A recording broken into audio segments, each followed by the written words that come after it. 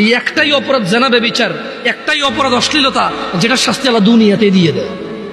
কোথায় দেয়? আখিরাতে তো আছেই।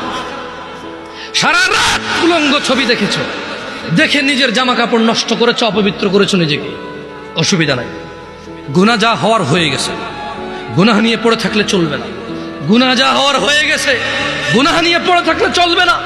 যাও গোসল করো, ফজরে আযান হয়েছে সালাতে যাও, 2 রাকাত সুন্নত পড়ে আল্লাহর কাছে ক্ষমা চাও, 2 রাকাত ফরজ পড়ে আল্লাহর কাছে ক্ষমা চাও। আর দেখবা না, প্রতিজ্ঞা করো। আবার দেখে ফেলেছো, অসুবিধা নাই, জোহর আযান হয়েছে, যাও মসজিদে যাও, গোসল করো, 2 রাকাত নামাজ পড়ো, আল্লাহর কাছে ক্ষমা চাও, প্রতিজ্ঞা করো, আর দেখবা না।